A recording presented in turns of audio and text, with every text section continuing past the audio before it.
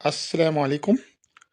आप सबको ये बताते हुए खुशी हो रही है कि हज 2024 का तैयारियां बहुत ज़ोरों पर हैं और ये जो आप तस्वीरें देख रहे हैं, ये नई दिल्ली में विज्ञान भवन में जो डिस्ट्रिक्ट हज ट्रेनर्स होते हैं, उनकी ट्रेनिंग का मंज़र है।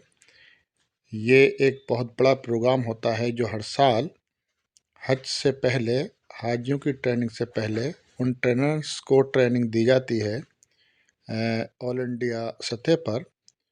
और ये मीटिंग 3 और 4 मार्च 2024 को नई दिल्ली में मुनक्किद हुई, जिसमें अल्पसंख्यक कार्य मंत्री स्मृति ईरानी शामिल हुई थीं और उन्होंने एक बहुत ही ऐतिहासिक काम किया इस बार। एक हज एप्लीकेशन हज सुविधा के नाम से जो जानी जाएगी, उसको उन्होंने लॉन्च किया। इस एप्लीकेशन से आज़मीन हज को बहुत ही सहूलियत मिलने वाली है। और इससे पहले हज कमेटी ऑफ इंडिया के चीफ एग्जीक्यूटिव ऑफिसर ने खिताब किया और ये बताया कि क्या क्या तैयारियां चल रही हैं हज 2024 के सिलसिले में और क्या क्या नया काम किया जाना है। इसकी पूरी रिपोर्ट लेकर हम नई दिल्ली से ही आपके बीच हैं। आइए देखिए उसकी कुछ झलकियां, ताकि आपको भी सही जानकारी हो सके। सबसे पहले जो मैंने देखा है कि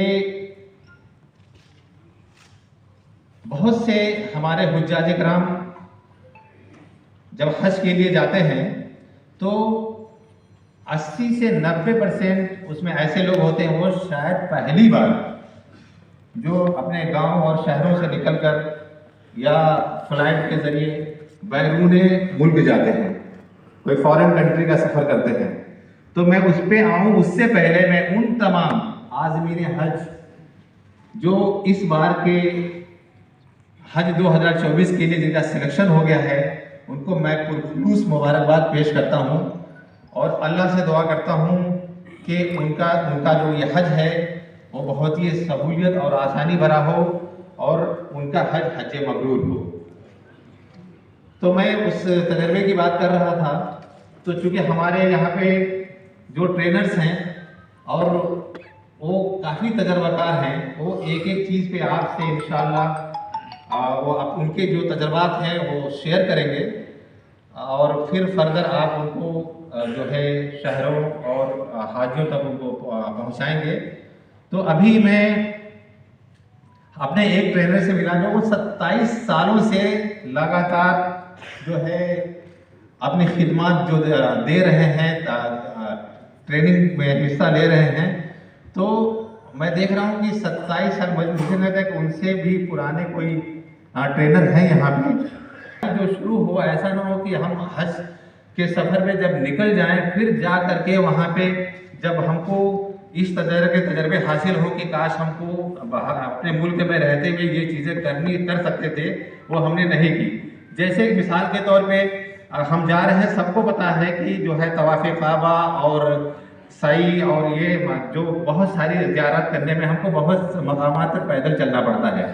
तो हम शुरुआत ऐसे ही करें कि हम हाजियों से यहाँ आज़मीन हज से ये दरख्वास्त करें कि वो बहुत पहले इस तरह के जो एक्सरसाइज हैं जो वो शुरू कर दें, यानी पैदल चलने की जो मश्क है, जो एक्सरसाइज जो पहले शुरू कर दें। कम से कम डेली जो है 5 किलोमीटर तो कम से कम वो चलें और उसमें जो है 1-2 किलोमीटर जो है बगैर चप्पल और जूते के भी चलें। क्योंकि अगर हम अच्छे जूते और ब्रांडेड जूते और इस तरह से अगर हम पहन के अगर जब हम वॉकिंग या उस पर जॉगिंग पे निकलते हैं तो थोड़ा सा पैरों को तकलीफ कम होती है।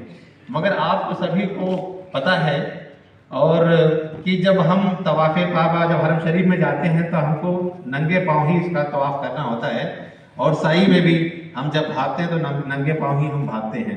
करने के लिए क्यों जाए? तो कहा कि अल्लाह को राज़ी करने के लिए। कुरान पाक की आयतों की नुकात निकालने वाले अहले इल्म ने कहा कि बहुत सारी इबादतों में इबादत के लफ्ज़ पहले आए हैं, बाद में अल्लाह के लिए का लफ्ज़ आया है, लेकिन इस इबादत में सबसे पहले लफ्ज़ अल्लाह के लिए आया है। ये के लिए का क्या मतलब है? वलिल्लाहि अलन नास, के लिए का क्या माना? इस के लिए को अगर हमें आपको समझना हो, जब हमारे घर किसी की शादी होती है तो हर आदमी शादी की तैयारी के लिए लगता है तो एक ही बात बोलता है, आप कपड़े क्यों खरीद रहे हैं? कहा मेरे बच्चे की शादी है। सारे काम अल्लाह के लिए। आप कपड़े क्यों खरीद रहे हैं? हज को जाने से पहले आप अगर ये समझते हैं कि मैं अच्छा दिखूं तो समझ लीजिए कि ये अल्लाह के लिए नहीं। आप यूँ सोचें कि मैं नए कपड़े इसलिए ज़ेब-तन कर रहा हूँ कि दुनिया की सबसे बड़ी बारगाह वो रब्बे कायनात है जिसने ज़मीन और आसमान को तख्लीक किया है, उसके घर मेहमान बनने जा रहा हूँ तो ड्रेसिंग तो अच्छी होनी चाहिए। इस महफिल में आने से पहले भी हम में से बहुत सारे लोगों ने सोचा होगा कि कपड़े अच्छे पहनने चाहिए, इसलिए कि बहुत अच्छी महफिल में जा रहे हैं। आप अंदाज़ा करें, ये बहुत छोटी सी महफिल है, जिस रब की बारगाह में हमारी और आपकी हाज़िरी हो या हुज्जाज किराम की हाज़िरी हो, उनके अंदर एहसास क्या होना चाहिए, फीलिंग क्या होना चाहिए? उनके अंदर ये होना चाहिए कि वो कपड़े भी पहने तो ये सोचें कि रब का मेहमान बनने जा रहा हूँ, बड़ा खूबसूरत लगना चाहिए मेरे रब को। ये यानी मेरा रब यूँ ना कहे कि बंदे मैंने तुम्हें बुलाया था, तुमने तो मेरी बारगाह में आने के लिए ज़रा भी एहतमाम नहीं किया। तो नए कपड़े हों, आप सफ़र का सामान तय कर रहे हैं तो यही नीयत करके तय करें कि नीयत इसलिए कर रहा हूँ कि इबादत में खलल ना हो, खाने पीने और सहूलियात सारी इसलिए रखता हूँ। वलिल्लाहि अलन नास हिज्जुल बैत के तहत अगर अल्लाह के लिए लफ्ज़ को समझना है,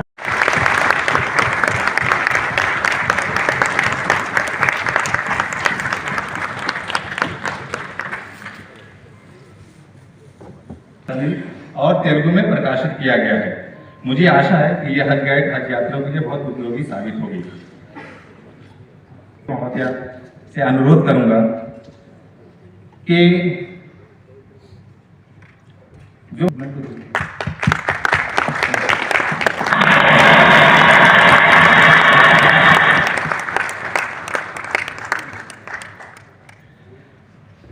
हज सुविधा ऐप वास्तव में कैसा दिखता है और इसके प्रैक्टिकल एस्पेक्ट और अन्य फीचर्स के लिए मैं टीम आईटी से अनुरोध करता हूं कि कृपया मूवी स्क्रीन करें।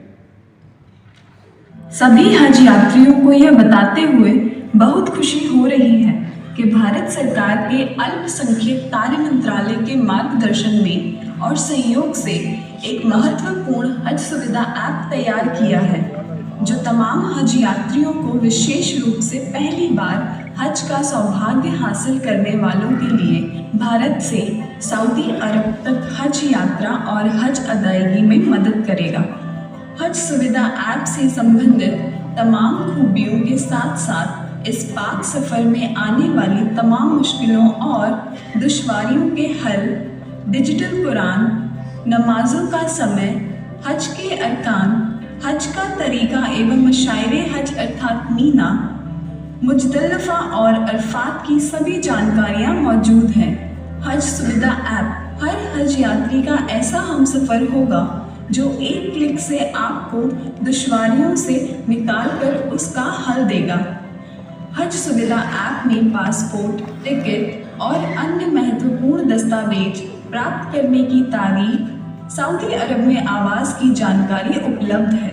इसकी खूबियों का फ़ायदा उठाएं और अपना कीमती समय इबादत, हज, दुआओं एवं मुक़द्दस मुकामों की ज़ियारत में लगाएं। हज सुविधा ऐप हज के दौरान आपकी सेहत और सुरक्षा का भी ध्यान रखेगा। ये आपके एक इशारे पर आपको स्वास्थ्य केंद्र, एम्बुलेंस, डॉक्टर्स, पैरामेडिक्स, अस्पतालों और दवाखानों तक पहुंचाने में मदद करेगा। हज सुविधा ऐप में मौजूद ट्रैकिंग सिस्टम की सहायता से हज यात्री को खादिमुल हुज्जाज और अन्य सरकारी अमलों से भी जोड़ने में मदद करेगा। खादिमुल हुज्जाज और अन्य सरकारी अमले हर कदम पर आपकी सेवा, मदद और रहनुमाई के लिए चौकन्ने रहेंगे।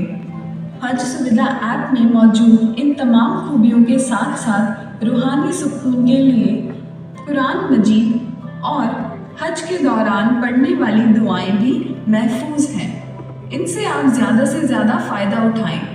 यदि आप अपनों से हज के दौरान बिछड़ जाते हैं या खो जाते हैं तो ऐसी स्थिति में यह ऐप आपको आसानी से अपने साथियों से मिलाने का काम करेगा। हज के दौरान खुदा ना खास्ता अगर आप किसी मुश्किल या मेडिकल इमरजेंसी में पड़ जाते हैं तो SOS बटन दबाकर आप कंट्रोल रूम और हेल्प डेस्क को तुरंत सूचित कर सकते हैं। हज सुविधा ऐप हाजियों के सामानों और बैगों पर भी पैनी नज़र रखेगा ताकि आपका सामान हिफाजत से आप तक पहुंच जाए, या अगर किसी और के सामानों के साथ चला जाए तो हज यात्री के बैग में लगे QR कोड की मदद से यह ऐप उसको ढूंढने में मदद करेगा। तमाम हज यात्रियों को सुझाव दिया जाता है कि हज सुविधा ऐप अपने मोबाइल पर ज़रूर डाउनलोड कर लें और भारत सरकार के सौजन्य से दी गई इस सुविधा का लाभ उठाएं। हमारी दुआ है कि आपका हज कबूल हो। जॉन बाला जी, सचिव श्रीनिवास जी, विदेश मंत्रालय से अपना प्रखर योगदान देते असीम जी, संयुक्त सचिव बख्शी साहब, लियाकत साहब। आज आप सबका शायद ये पहला अनुभव है कि ट्रेनिंग ऑफ ट्रेनर्स का कार्यक्रम विज्ञान भवन में किया जाए।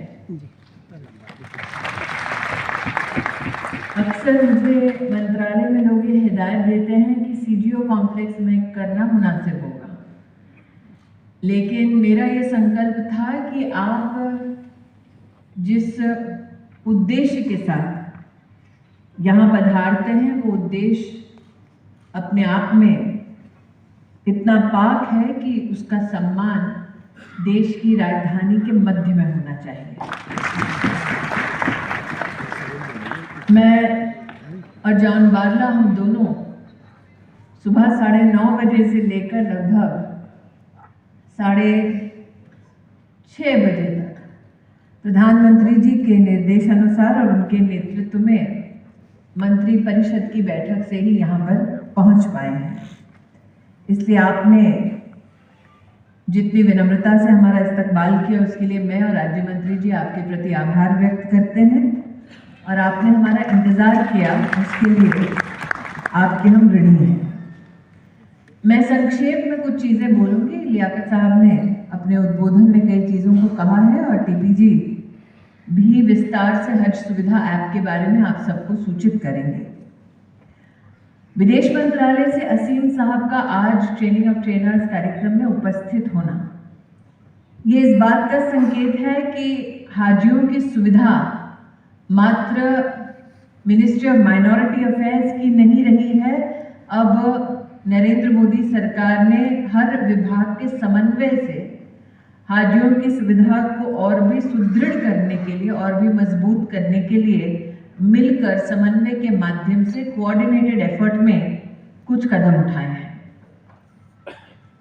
किस प्रकार का भारत के प्रति विदेश में और विशेषतः सऊदी अरब में आज एक दृष्टिकोण है, वो इस बात से संभवतः समझ में आता है कि पिछले साल जो महिला हाजी गई बिना महरम के, उनकी संख्या लगभग 4,300 की रही है और इस साल उनकी संख्या बढ़कर 5,160 के भी ऊपर चली गई। मैं ये विशेष रूप से इसलिए आज कह रही हूँ कि आपके पास जिम्मा चाहे कोई भी क्यों ना रहे, लेकिन अगर आप हज करती हुई किसी महिला को किसी चुनौती के क्षण में पाएं तो निश्चित रूप से आप उनका सहयोग करेंगे, उन्हें सही राह दिखाएंगे। इस अपेक्षा के साथ आज हम यहाँ पर मिल रहे हैं। ये लियाकत साहब अपने उद्बोधन में कह चुके हैं कि किस प्रकार से डेपुटेशनिस्ट की संख्या में वृद्धि की गई है, लेकिन ये भी सत्य है कि जो नंबर्स बढ़े हैं उसके पीछे कारण ये है कि पिछले साल हज यात्रा जब समाप्त हुई उसके बाद हेल्थ में या फिर एडमिनिस्ट्रेशन में जितने भी अफसरान वहाँ पर तैनात किए गए थे, सबको भारत सरकार ने पुनः बुलाया और उनके अनुभवों के बारे में उनसे पूछा कि ऐसी क्या चीज़ है जिसे अगर हम बेहतर करें तो हाजियों की सुविधा में बेहतरी होगी। और साथ ही लगभग 25,000 हाजियों से उनके अनुभव को हमने जाना, ताकि अफसरान तो बोले ही, लेकिन साथ ही जो साधारण परिवार का, गरीब परिवार का व्यक्ति है, वो भी अपने अनुभव को साझा करे और हम अपने कार्य में और भी कुशलता लेके आ सकें।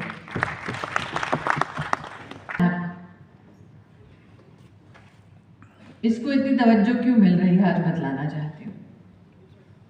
शायद ही आज कोई यहाँ पर है जिसकी जेब में मोबाइल फ़ोन ना हो। कुछ तो ऐसे हैं जिन्होंने जेब से निकालकर वर्तमान में रिकॉर्डिंग शुरू कर दी है भाषण की।